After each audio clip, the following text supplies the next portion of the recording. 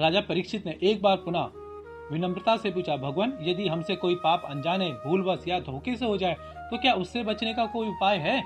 सुखदेव जी बोले, हाँ राजन, यदि मनुष्य से कोई पाप हो जाए तो उसे शास्त्र विधि के अनुसार विधिवत प्रायश्चित कर लेना चाहिए। राजा परीक्षित ने कहा, प्रभु, यदि जितने पाप उतने ही अलग अलग प्रायश्चित करने पड़े तो यह तो बहुत कठिन और झंझट वाली बात हो जाएगी। मनुष्य एक एक पाप का एक एक बार प्रायश्चित कब तक करते रहेगा? तब सुखदेव जी बोले, ठीक है राजन, अब ध्यान पूर्वक सुनो। भगवान ने हमें ये जो शरीर दिया है ना, यह एक सुंदर निर्मल वस्त्र के समान है। जैसा कपड़ा साफ हो और उस पर कोई दाग लग जाए तो हम तुरंत उसे धो देते हैं, उसी प्रकार यदि जीवन में कोई पाप हो जाए तो तुरंत प्रायश्चित कर लेना चाहिए। ऐसा करने से जीवन निर्मल बना रहता है। हे राजन, मैं आपको एक ऐसा उपाय बताता हूँ जो सभी पापों को एक साथ धो डालता है। राजा परीक्षित बोले, तब तो वह बहुत कठिन उपाय होगा। सुखदेव जी बोले, नहीं, यह बिल्कुल सहज और सरल उपाय है।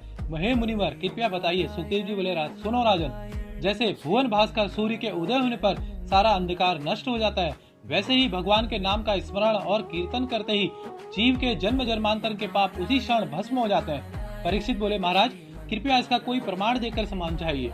तब सुखदेव जी बोले, सुनो राजन, अजामिल नाम का एक ब्राह्मण था। वह माता पिता का भक्त और बहुत विद्वान था। एक दिन जंगल में समिधा लेने गया।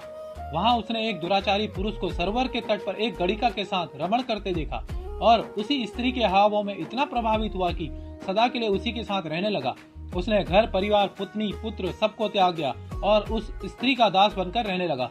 चोरी करके, डकैती करके उस स्त्री को धन देता। उससे उसके 10 पुत्र हुए। 10वें पुत्र का नाम एक संत के कहने पर उसने नारायण रख दिया। जब उसकी मृत्यु का समय आया तो भयानक काले यमदूत उसे पकड़ने आए। भय से कांपते हुए वह अपने छोटे बेटे को पुकारने लगा, नारायण बेटा मुझे बचाओ, नारायण बेटा मुझे बचाओ। जैसे ही उसके मुख से नारायण नाम निकला, तुरंत भगवान के 4 पार्षद प्रकट हो गए। उन्होंने यमदूतों को रोक दिया और अजामिल को मृत्यु के बंधन से मुक्त करा दिया। यमदूत और विष्णु दूतों में विवाद होने लगा। यमदूत बोले, तुम कौन हो और यहाँ क्या क्यों आए हो?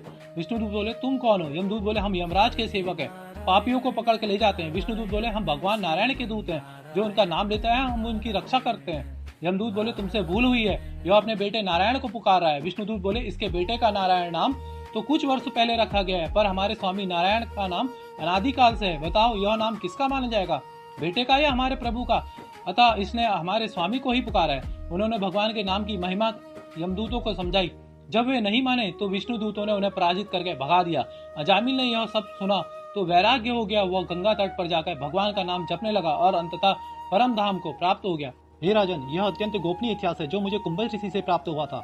प्रसंगवश मैंने तुम्हें आज सुना दिया, इसलिए समझ लो कि भगवान के नाम की कितनी महिमा है। अजामिल ने अजाने में भगवान नारायण कहा और इतने बड़े पापों से मुक्त हो गया। इसलिए किसी भी प्रकार से प्रभु का नाम जपना कल्याण